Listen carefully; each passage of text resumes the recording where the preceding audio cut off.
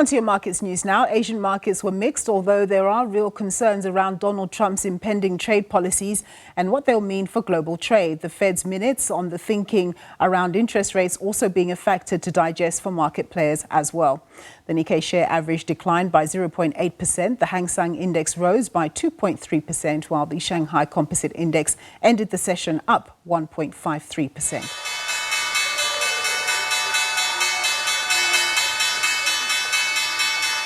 US stocks were mostly higher on Tuesday, this as market players assessed the potential impact of trade constraints following US President-elect indicating his specific plans for tariff increases on certain countries, including Mexico, Canada and China. Players were also taking stock of the latest Fed Reserve minutes. The Dow Jones Industrial Average rose by 0.3%. The S&P 500 closed up 0.6%, while the Nasdaq Composite Index gained 0.63%. Here at home, the all-share index is trading 0.2% lower. It's trading at around 85,215 index points. The rand is trading at 18.10 against the US dollar, 22.82 vis-a-vis the British pound, and 19.04 against the euro. Gold is trading at $2,649 an ounce, while platinum is trading at $935 an ounce. Brent crude is trading at just above $73 a barrel. I'm joined by James Turp. He's head of fixed income strategy at Sanlam Investments. Thanks very much for joining us, James. So, of course, there's a lot going on, but the first thing that we'll talk about is the Fed minutes that came out yesterday. What is your interpretation of those minutes? It seems that not all the Fed members are necessarily on the same page in terms of how they should approach the issue of interest rates, especially with so much going on and so much speculation, particularly around Donald Trump. Thanks very much for having me, Nompu, and you're quite right. So a bit of a continuation of the last communication we had from Fed Governor Powell, which is that they can be patient with the need for interest rate cuts. Obviously, inflation outlook looking better for the US, but the market is interpreting this as there being just more than a 50-50 call for a cut in December now out of the Fed of 25 basis points. So you're quite right. Not everyone is aggressive on cuts over there. And I think it's indeed based on increased volatility and uncertainty going into year end, as well as some strength still in the economy, allowing them to keep those rates that little bit higher for longer too, compared to just a few months ago, what the picture looked like. Yeah. So it sounds like Donald Trump is using the tool of import tariffs against Mexico and Canada to achieve his goal of slowing down immigration into the United States. How worried should we be about this prospect, or is it more the China element that we need to be worried about?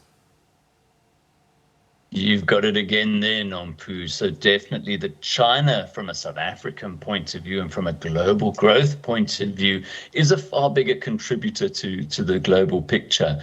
But it is indicative, of course, this position taken on mainly the immigration and importation of drugs such as fentanyl from Mexico into the US. And it shows you a picture of the sort of headlines we're going to be seeing from January, when the actual inauguration only takes place. So this is just foreshadowing, as it were, at the moment, but certainly a hard line taken. And this is the sort of disruption, if you like, to the global economy that we can expect to see going forward. I think there's going to be a lot of headlines around that. And it seems just that the market is saying Canada being a little more agreeable on that side, but Mexico perhaps less so. So it's going to be an interesting one to look at. Of course, it's indicative of the emerging markets as such. And we know the rand does respond to anything emerging market related. And so we'll expect to see that sort of currency volatility going forward. Yeah. And then one last thing, OPEC, they're set to meet and make a call on their production levels going into 2025. What's the market expectation, given that the oil price really hasn't been, that as high as one would have thought, given all the goings on in the Middle East? Yes, I mean, an interesting development, Nompu, overnight was this declaration of a ceasefire between Hezbollah and Israel. And that positive for the oil price, of course, and then OPEC coming out almost immediately and saying that what they were going to do is increase supply of oil in this sort of situation of strain on the oil price. And now, of course, they're countering that and saying, well, perhaps we don't have to increase production volumes. So it's almost a counterbalancing measure to the optimism or to the better, lower oil price on the back of that ceasefire. So many moving parts at the moment. And I think that's just an indication of the state of the world at the moment. A lot of uncertainty out there. Indeed, that is the name of the game. Thank you so much, James, for your time and insights. That was James Turp. He's the head of fixed income strategy at Sanlam Investments.